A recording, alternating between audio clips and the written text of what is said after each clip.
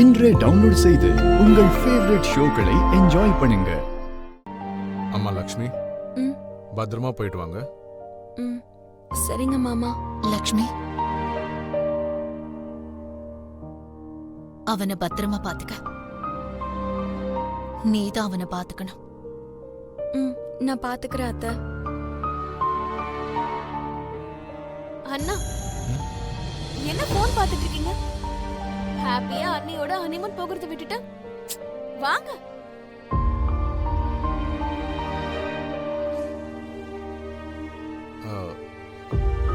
மித்ரா, இந்த business office tensions எல்லாத்தையும் மறந்துட்டு 4 நாள் சந்தோஷமா சுத்திட்டு வாங்க. மித்ரா, நீ எனக்கு டெய்லி ஃபோன் பண்ணணும். அம்மாவை மறந்துடாத. ஓகேம்மா, பண்றேன். சரி, லேட் ஆகுது, நீங்க கிளம்புங்க. ஹாப்பி ஜர்னி அண்ணா. நாங்க போயிட்டு வரோம் அத்தை. பார்த்து பத்திரம். நீங்க எங்க வரீங்க? நாங்களே போய்க்கிறோம். நீங்க எல்லாரும் இங்கே இருங்க.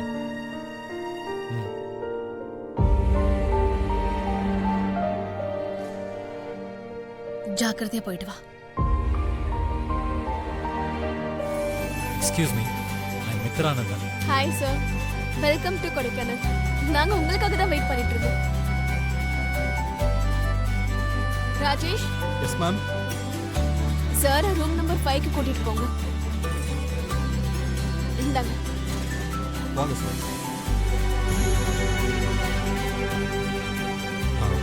Excuse me. எஸ் சார், சொல்லுங்க. இன்னொரு ரூம் ஏதாவது காலியா இருக்கா?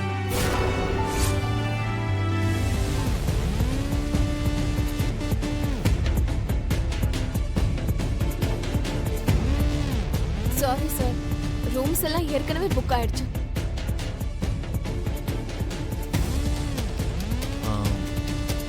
ஓகே லக்ஷ்மி,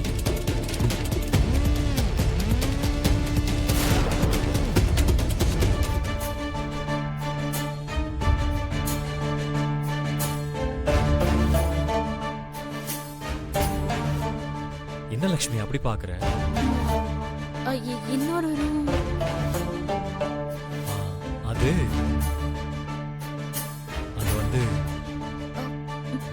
உங்களுக்கு ஹனிமூன் பிடிக்கலையா?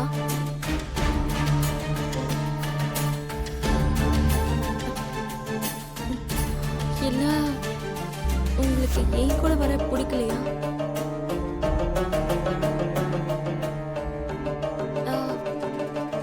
நான் எதுக்காக கேட்டேன்னா, நான் ஏதோ கிராமத்துல வளர்ந்தவ, நீங்க சிட்டி கல்ச்சர்ல வளர்ந்தவர்.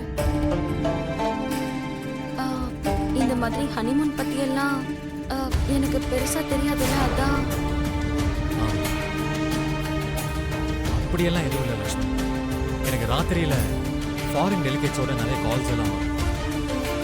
என்னால உனக்கு டிஸ்டர்ப் ஆகக்கூடாதுன்னா 2 ரூம்ஸ் கேட்க, அவ்வளோ. It's okay, please come.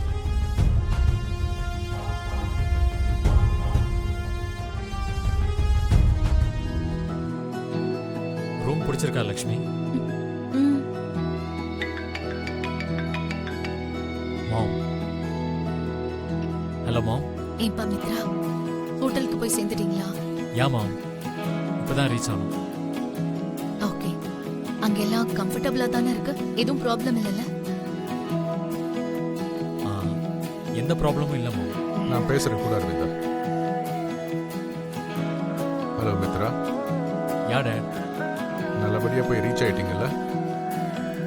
Yeah date. கொஞ்சம் லக்ஷ்மிக்கு ஃபோன் கொடுப்பா. டேட் ஏதோ பேசணும். ஹலோ மாமா. அம்மா லக்ஷ்மி, அங்க உனக்கு எந்த பிரச்சனையும் இல்லையே? அப்படியெல்லாம் எதுவும் இல்லை மாமா, இங்க எல்லாமே நல்லா தான் இருக்கு. இங்க பாருமா, உனக்கு ஏற்கனவே அந்த இடம் புதுசு. மித்ரா விட்டுட்டு நீ தனியா எங்கேயும் போயிடாதம்மா.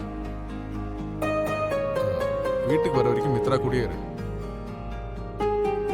புரிஞ்சுதுல்ல? ம் சரிங்க மாமா. நான் அவர் பக்கத்துலயே இருக்கேன். ஏங்க கொஞ்சம் ஃபோன் கொடுங்க. ஆ, ஒரு நிமிஷம். உன்னோட மாமியார் பேசுறாங்க. ம் லக்ஷ்மி, சொல்லுங்க அத்தை. நீ மட்டும் இல்ல, மித்ராவையும் தனியா எங்கேயும் போக விடக்கூடாது.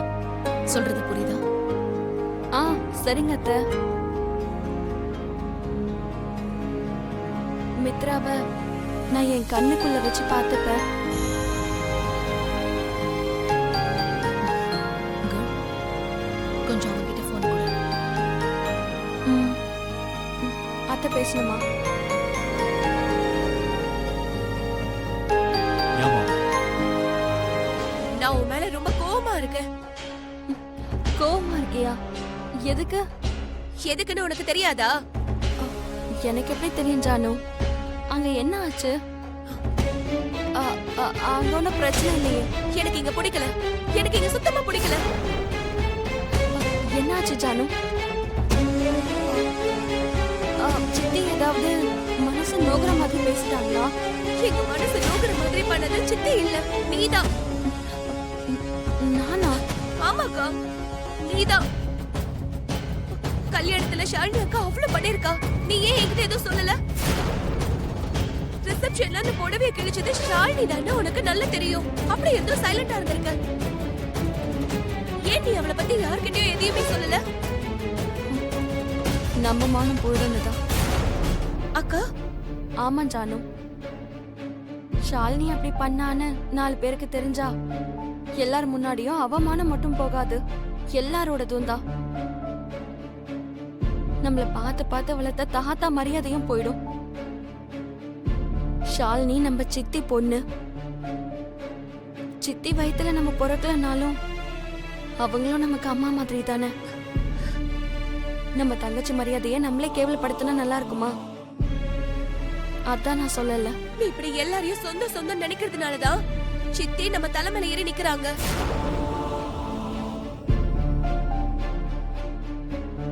அதெல்லாம் இருக்கட்டும்.